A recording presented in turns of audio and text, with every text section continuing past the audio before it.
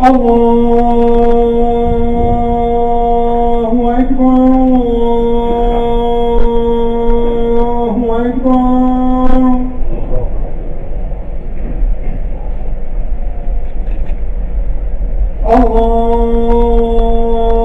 الله أكبر الله أكبر.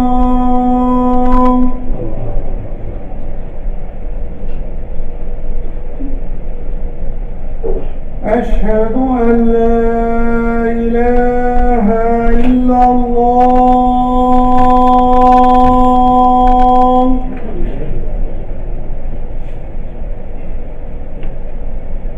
أشهد أن لا إله إلا الله.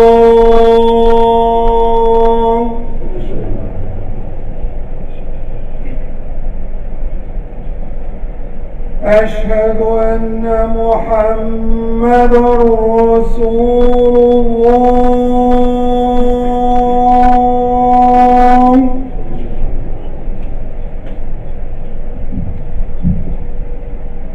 أشهد أن محمدًا رسول الله.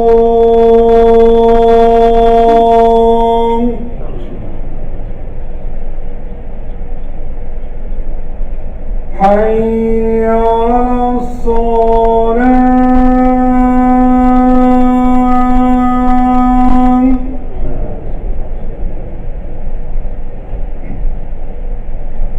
حي على الصلاة.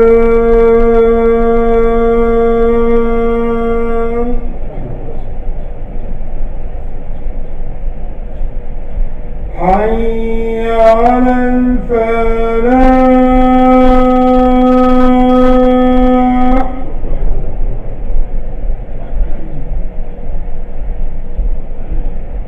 حي على الفلاح.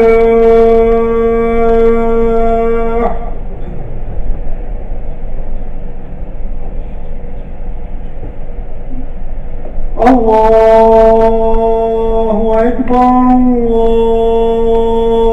الله أكبر.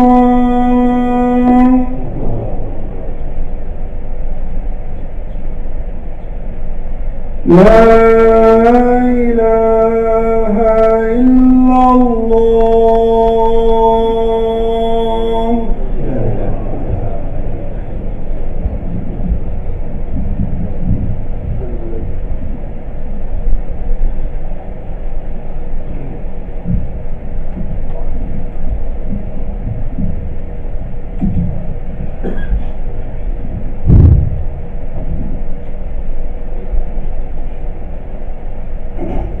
إن الحمد لله تعالى نحمده ونستعينه ونستغفره ونؤمن به ونتوكل عليه ونعوذ بالله من شرور أنفسنا ومن سيئات أعمالنا.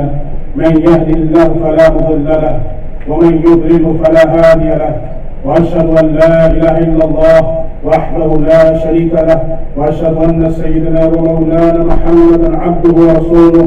اللهم صل على سيدنا ومولانا محمد وعلى آله وصحبه أجمعين. أرسله بالحق بشيرا ونذيرا بين يدي الساعة. من يطع الله ورسوله فقد رشد ومن يعص الله ورسوله فقد ضل غوى. وإنه لا يضر إلا نفسه ولا يضر الله شيئا.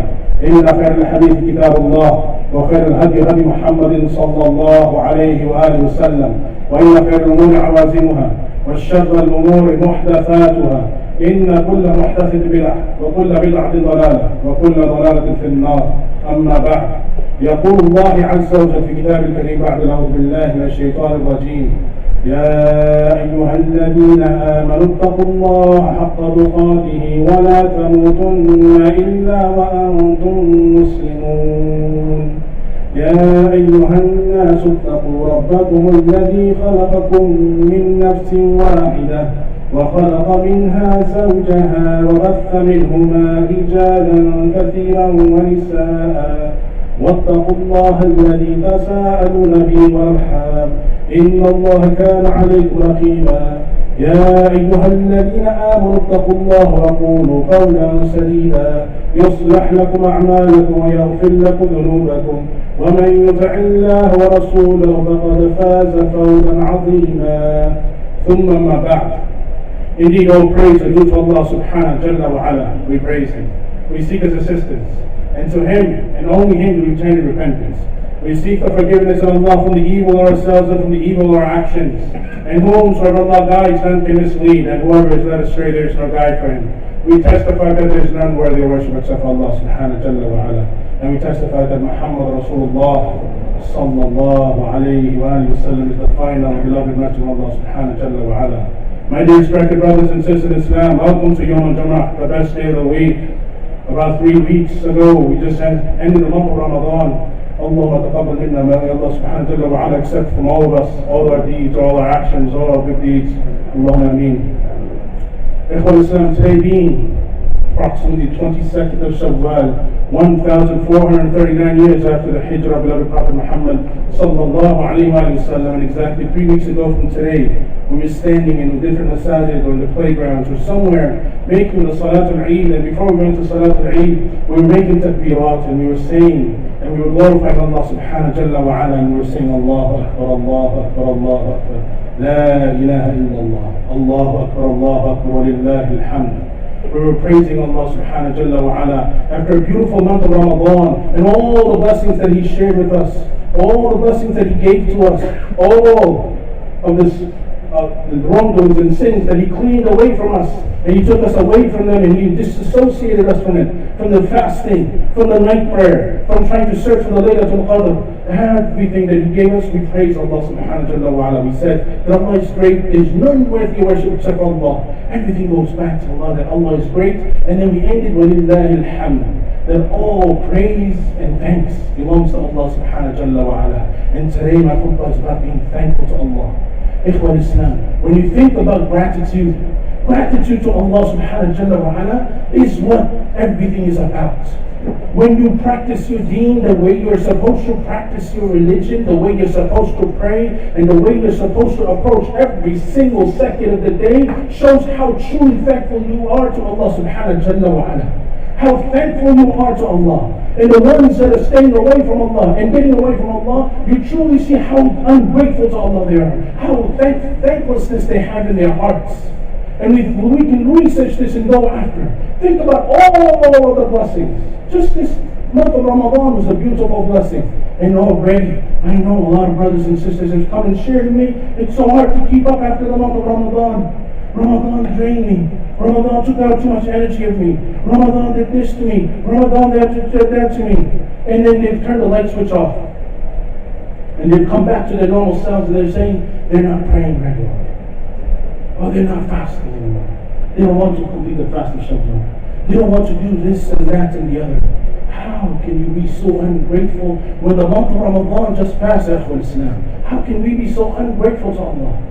How can we not know the blessings that Allah subhanahu wa ta'ala has provided us with, especially in this country where we are surrounded by non-Muslims, and we truly see the value within our religion. You truly see the reason why you have to be worshipping Allah. How Islam, when you go from one masjid to the other masjid, and if you don't go into any of the extracurricular activities you should go, they pray like we do. They make dua like we do. They recite Quran like we do. Every single place, it's standardized. What are the differences? The small differences that we try to communicate. A person who wants to become a little bit more spiritually attached to the masjid, and we label them as spiritualists, and we cut them off. A person who says that I want to follow the authentic understanding of the Quran and the Sunnah of Muhammad sallallahu alaihi wasallam, and we label them literalists, and we will tell them to walk away.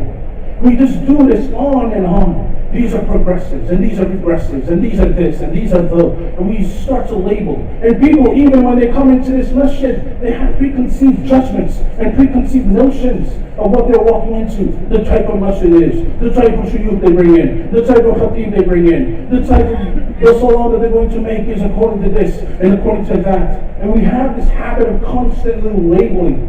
And if we think about everything that is taking place around us, we always think about the problems. We always think about the problems and we don't think about the blessings. And Allah subhanahu wa ta'ala says, وَمَا بِكُم مِّن نِعْمَةٍ فَمِنَ اللَّهِ. Every single blessing that you have in this world is from Allah subhanahu wa ta'ala. Gratitude is something that starts from the heart, just like every single action starts from the heart. It is something that has to come from within deep. It is something that is supposed to translate into your tongue and into your limbs. Gratitude, when it is not in your heart, when you do not have that sincere belief in Allah subhanahu wa ta'ala, and if you're stuck in a problem and you think something else or someone else will relieve you and ease your pain, this is something that we know and know it's wrong, yet our heart doesn't concentrate with our minds and with our tongues and with our limbs. We're getting lost in these things. How about the body? The body should be exuding every single thing about being close to Allah subhanahu wa ta'ala. It's a rope. You want to get closer to Allah subhanahu wa ta'ala? Make more dhikr. Become closer to Allah. Try to do as much as you can to come closer to Allah. But it starts with the fara'id. It starts with the obligation. It starts with the obligatory prayers. This is something that we cannot leave, Ikhwan Islam. This is a reminder. If you and every person that is sitting here today, and if for whatever instance, even for 1 second of the day, you think that you're one of the most evil persons in the world, for whatever reason, one thing or another, erase that from your mind. Know that every single person that has come on the face of this planet has mistakes, has errors associated with them. The biggest of shuyukh, they have errors in them. They have mistakes within them. They have shortcomings within them. Know that. Knowing that you're sitting here on a Friday prayer, rather than sitting here, you're not eating lunch with someone, or hanging out with your colleagues, or doing this, that, or the other, as many of our Muslim brothers and sisters are doing right now. You know that you're closer to Allah subhanahu wa ta'ala than they are. This shows gratitude, coming to the Jummah prayer. But the Jummah prayer is one type of gratitude. What about the daily gratitude? We know that when we make wudu, the water of the wudu, when it comes all over, all of your sins are being washed away from salah to salah. This is something that brings you closer to Allah subhanahu wa ta'ala. Try to associate yourself with people that are people who pray. Try to associate yourself with people who are constantly involved with the masjid. The people who are content in this life, the people who have contentment, who are truly grateful to Allah subhanahu wa ta'ala, are the ones that are truly connected to Allah. They're the ones who have a little bit less in life, because they know what they have is Alhamdulillah Rabbil Alameen. All praise is due to Allah subhanahu wa ta'ala. And thanks is due to Him and only Him. Thanks is only due to Him, Ikhwan Islam. We only have to thank Allah subhanahu wa ta'ala on a regular basis every single time. Why should we be grateful? Think about it. Why should we be grateful? We should be grateful to Allah because Allah subhanahu wa ta'ala in Surah Ibrahim says what? لَإِن شَكَرْتُمْ لَأَزِيدَنَّكُمْ. If you are thankful, I will give you more. Whatever it is that you're thankful for, Allah subhanahu wa ta'ala will give you more of it. Will give you as much. You're thankful for the knowledge that Allah subhanahu wa ta'ala has bestowed upon you, and Allah will give you more knowledge. You're thankful for Allah subhanahu wa ta'ala providing you with bounties of this world, the knowledge of the deen, whatever it may be. When you're thankful, Allah gives you more. In the same ayah in Ibrahim, Surah Ibrahim, when Allah subhanahu wa ta'ala says, لَإِن شَكَرْتُمْ لَأَزِيدَنَّكُمْ وَلَإِن كَفَرْتُمْ إِنَّ عَذَابِي لَشَدِيدٌ. If you're ungrateful, if you're not thankful to Allah, if you have no reason to be thankful to Allah, or if at least that's what you think you have no reason, إِنَّ عَذَابِي لَشَدِيدٌ. Indeed, my punishment is severe. Allah subhanahu wa ta'ala does not tell you what the punishment is, Ikhwan Islam. He does not say what the punishment is. It's being thankful. And I can tell you, a lot of people who are passing by, I don't listen for complaints, and no board member has come to me and told me that people in this masjid complain, but you go into a masjid, oh subhanAllah, there's only 6 stalls, there should be 12. Oh, there's only 8 wudu stations, there should be 13. So people just complain about whatever they can figure out, whatever they find out. The elevator is only for the sisters, and why can't the brothers use it? It should be restricted for people who have wheelchair access or disability of some sort. And we constantly are complaining and complaining and complaining. And this is what we need to get away from. Is rather than complaining, think about all the beauty Allah subhanahu wa ta'ala has blessed you with. Think about, we always concentrate on the negatives of a person. It's human nature. I want every one of you to think about all the things that have happened to you in your life. all of the great things that if I were to ask you, you'd probably name a few. And if I were to ask you to name as many bad things that have happened to you in your life, you probably remember every single one of them, right? I got into a car accident, this happened to me, this happened to me. Oh, I remember when I lost $100 out of my pocket. And subhanAllah, people remember the negativity because it is how we're focused. You need to change that focus to positivity. You need to think about it. Think about it. Right now, is it a good time to be Muslim? Probably not, right? You think about it, every single country of the world, somehow, some way, if it's involved in Islam, unless you have a lot of oil, you have problems. Unless you have oil in your country, you have problems. Most of the countries that are Muslim, by design, this is not because we're all bad people. We're people, good people. But by design, the disbelievers have come about and they're taking things away from these people. Little by little, they're taking things away. They're using their resources. They get these politicians to come about and make deals, cut deals. So why? So they can get everything. And they lose the people. And what happens? The country becomes weak. The economics become weak. How many people, if I were to go around, how many people will contact you every single day and they would, hey, can you see if you can apply for a visa for you to come to the U.S.? Everybody thinks that you come. You want to hear something funny? One of my relatives called me from overseas and asked for some money. I said, I have some, but I don't have as much as you're asking for. Because if you're going to be poor out there, why do you leave the Muslim country just be poor here? This is the thought process. They think that once you are overseas, that you immediately become rich. The trees just open up with money. Everything is just money. Everything is just going to come to you. Everything comes to you. So لَإِن شَكَرْتُمْ لَأَزِيدَنَّكُمْ وَلَإِن كَفَرْتُمْ إِنَّ عَذَابِي لَشَدِيدٌ. If we concentrate on these words, shukr, it's the word for thankful. And if you concentrate on the word kafara, most people know it as kafir, disbelief. But if you go to the roots of the Arabic, kafara, it means to conceal, to cover up. Even the farmer in the Arabic is called kafir.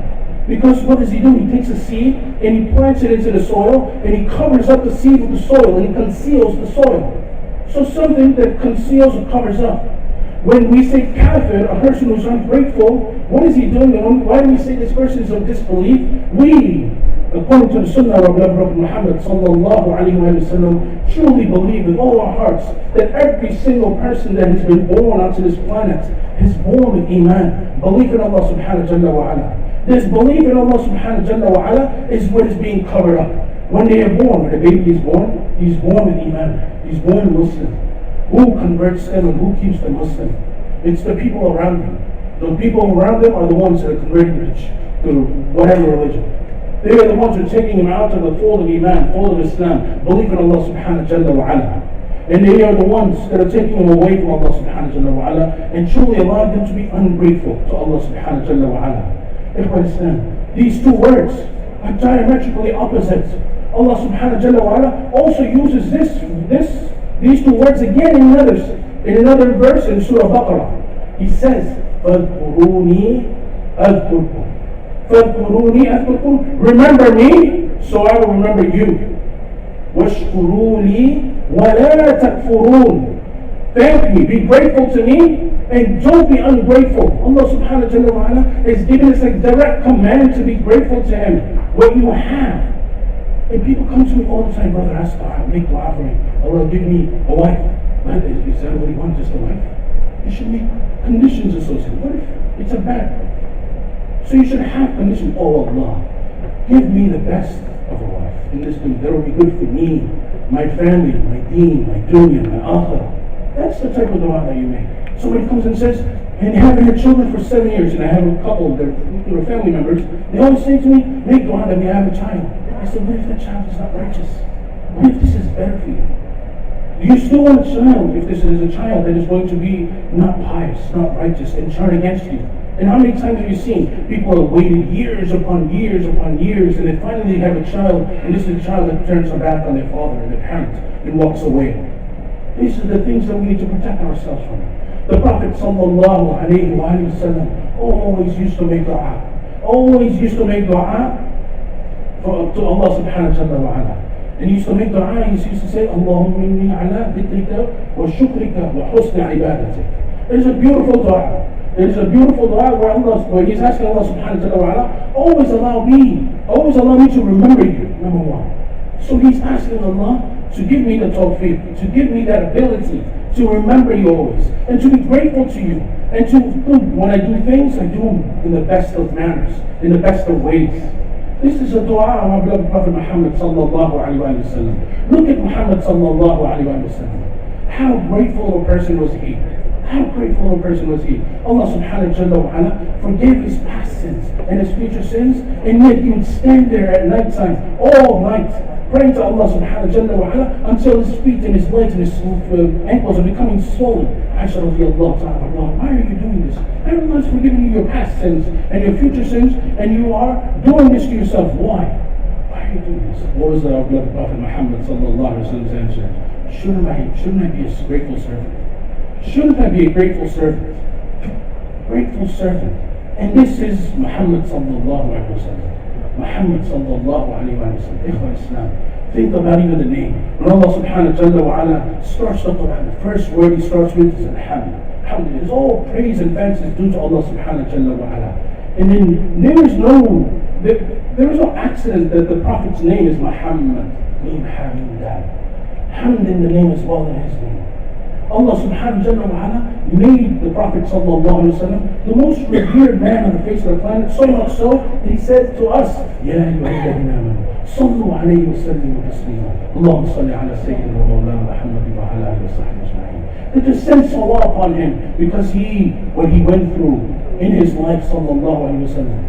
And then being Muhammad, he's being the most praiseworthy. He was the one who praised Allah subhanahu wa ta'ala in the best form, in the best manner that he has related to us, to our companions, and to all the people that have come to us up until this day and have shared the knowledge of Muhammad sallallahu alayhi wa sallam.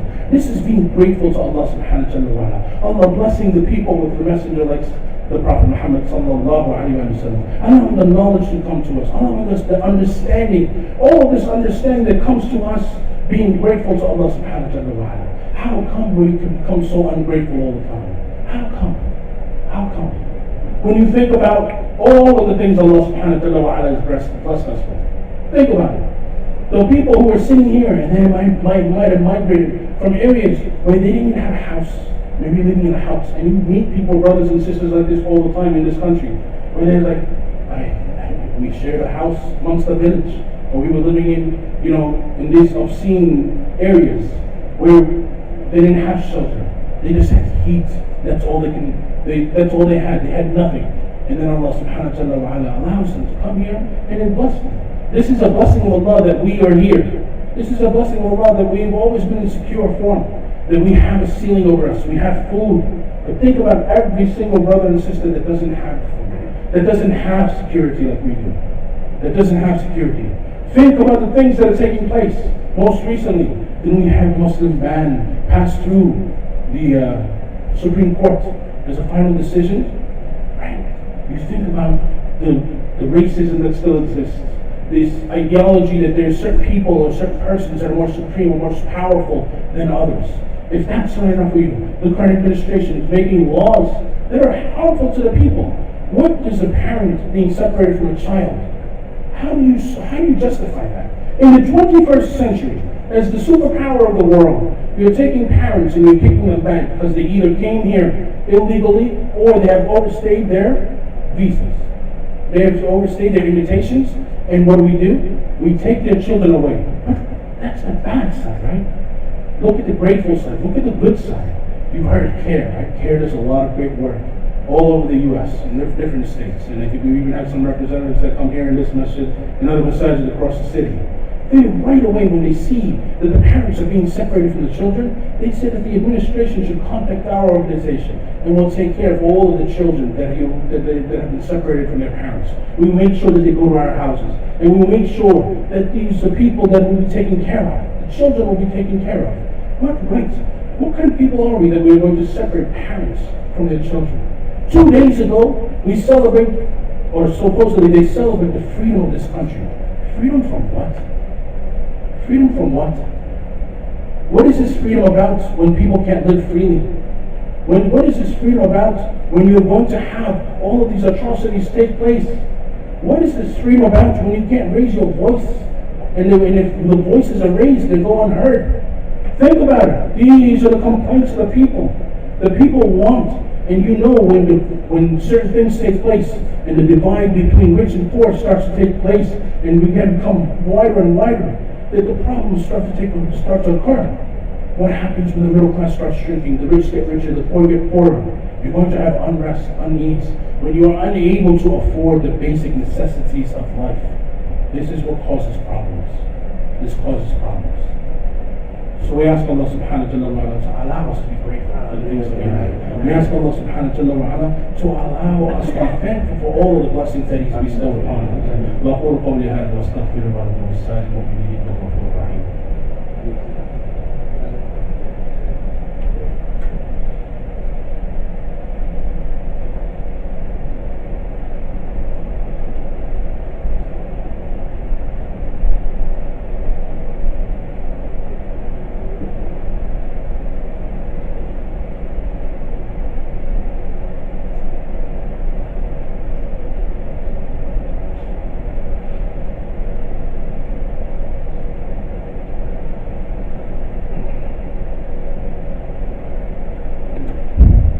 بسم الله الرحمن الرحيم الحمد لله رب العالمين والعاقبة للمتقين والصلاة والسلام على من لا نبي بعد ما بعد.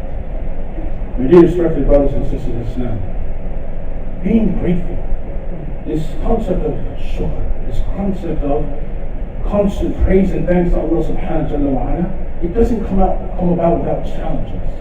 Because we know, and Allah subhanahu wa ta'ala has told us about this, that the shaitan, he said to Allah subhanahu wa ta'ala, ثُمَّ لَآتِيَنَّهُمْ مِنْ بَيْنِ أَيْدِيهِمْ وَمِنْ خَلْفِهِمْ وَعَنْ أَيْمَانِهِمْ وَعَنْ شَمَائِلِهِمْ وَلَا تَجِدُ أَكْثَرُهُمْ شَاكِرِينَ. Then I'm going to come to your servant from ahead of him, from behind him, from the right of him, from the left of him. And you're going to see that these people are going to be the most ungrateful of people.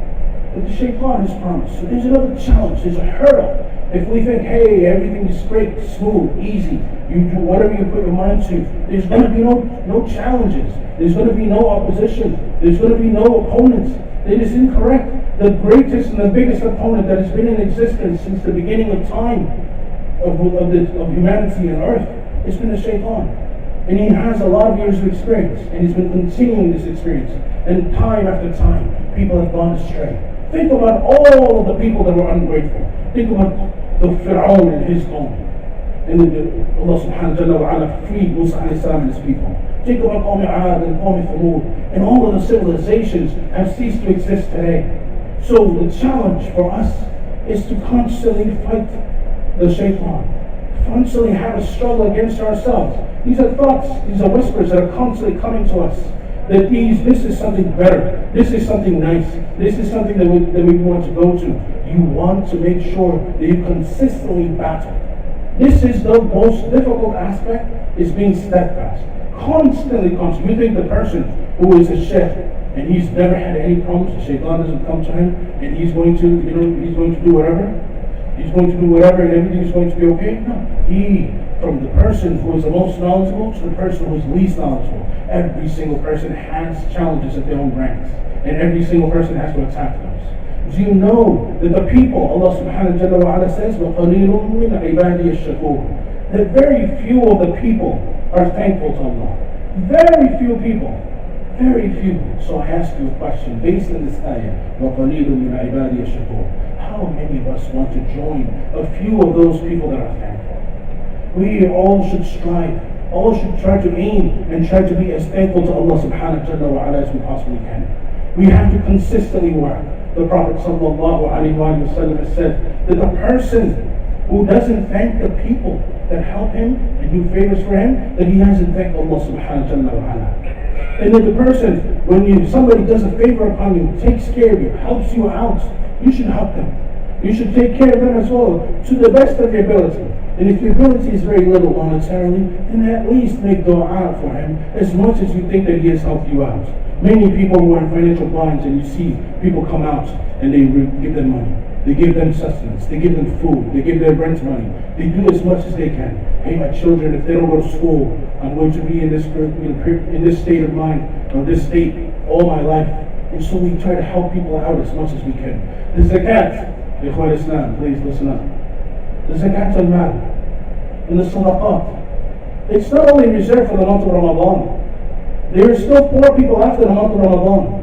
There's still people who are starving after the month of Ramadan. We have to continue the sadaqat. Continue giving the zakat al-mal. There's a crazy calculation that the calculation always happens with the zakat al-mal, always achieves its nisab in a full year period in the month of Ramadan. And I can guarantee you that that's not the case. So listen, when you are calculating your zakat, it's the full year where it's been over nisab. It can be in any month. It doesn't necessarily have to be zakat. And then when that month is upon you, that is the month that the zakat is due.